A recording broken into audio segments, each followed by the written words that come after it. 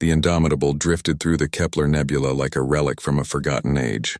Its hull, scarred by centuries of micrometeorite impacts and plasma burns, told stories that no database could capture.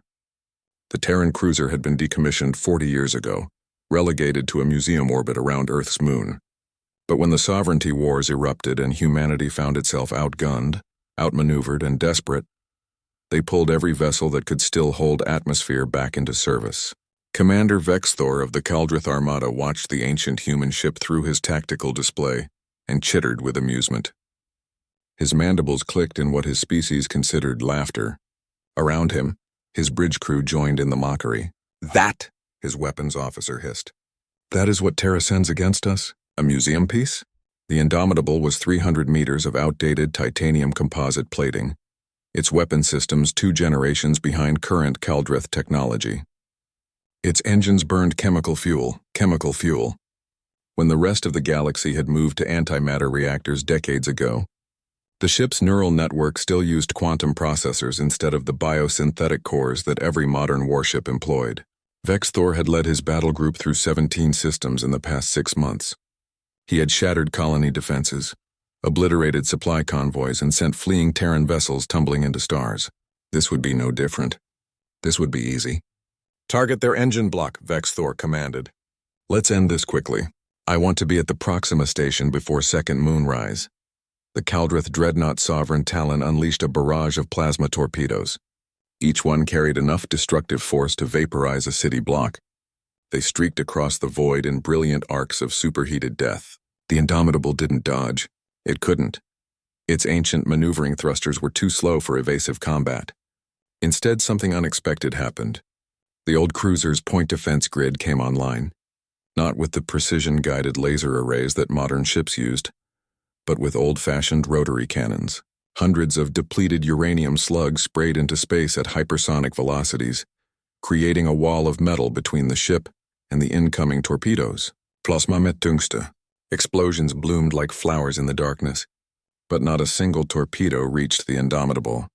Vexthor's amusement faded. "What? How?" "Commander," his sensor officer interrupted, his voice tight with concern. "I'm detecting power fluctuations across their entire grid." They're waking something up."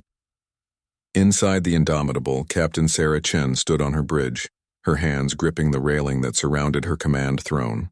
She was 73 years old, gray-haired and weathered, pulled from retirement just like her ship. Her crew was no different. Veterans all, men and women who had served on this vessel during the border conflicts, who knew every rivet, every quirk, every secret this old girl held.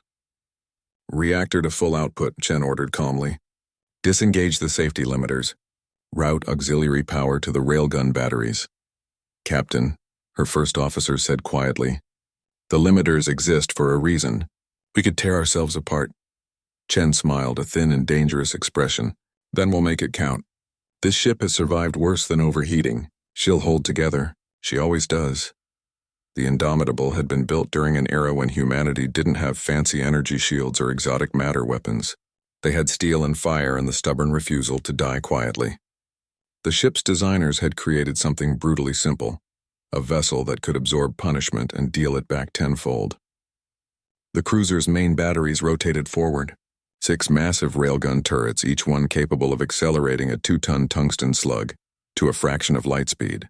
The magnetic coils began to hum, building charge, and the entire ship vibrated with barely contained fury. Vexthor watched his tactical display with growing unease. "All ships concentrate fire! Bring that relic down now." The Kaldrith battle group, 5 frigates, 2 destroyers, and the Dreadnought, opened up simultaneously.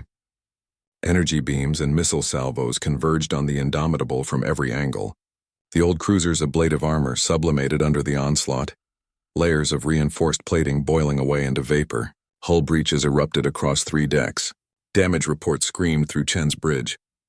But the Indomitable didn't stop. It accelerated forward, directly into the teeth of the enemy formation, engines burning at 120% capacity. The ancient fusion reactor, designed with human over-engineering and redundancy, roared with power that newer, more efficient systems could never match. "Fire," Chen said simply. The railgun spoke, 6 rounds launched in perfect synchronization. The recoil would have torn apart a modern ship with its lightweight composite hull.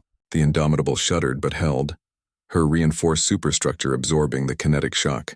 The tungsten slugs crossed the distance in seconds. No warning, no time to evade, no shields designed to stop solid projectiles moving at relativistic velocities. The first 2 rounds punched through a Caldrith frigate from bow to stern, the kinetic energy transfer causing the ship to simply explode into fragments. The 3rd and 4th rounds crippled a destroyer, shearing off its entire port side. The 5th round missed, a testimony to the old targeting computer's limitations. The 6th round hit Vexthor's dreadnought directly amidships. The Sovereign Talon was 4 times the Indomitable's size, equipped with regenerative shielding and nano-lattice armor. None of it mattered.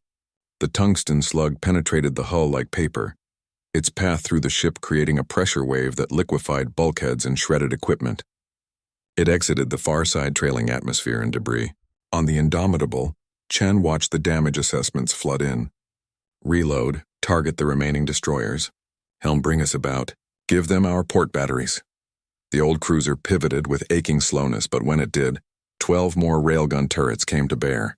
The Caldrith formation broke, ships peeling away in panic, but it was too late. The Indomitable fired again and again, each salvo methodical and devastating.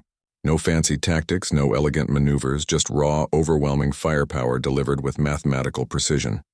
When the engagement ended 17 minutes later, the Caldrith battle group no longer existed. Debris clouds marked where proud warships had been. The Indomitable drifted among the wreckage, her hull glowing cherry red from atmospheric venting and weapon discharge, trailing atmosphere from a dozen breaches. But she was still there, still fighting, still alive. Captain Chen activated the fleet-wide channel. This is Captain Sarah Chen of the Terran cruiser Indomitable, to all Caldrith forces in this sector. You mocked this old ship. You thought humanity was weak because we use old weapons, old ships, old ways of fighting. She paused, letting her words sink in. You forgot something important. We built these ships to last. We built them when we didn't know what waited in the dark, so we built them to face anything, and we crew them with people who refuse to quit. She looked around her damaged bridge at her bleeding, exhausted, victorious crew.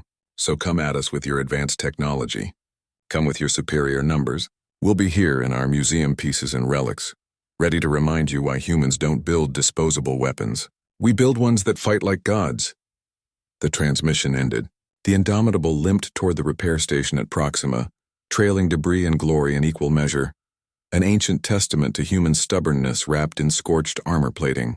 Behind her, silence reigned where a proud armada had been.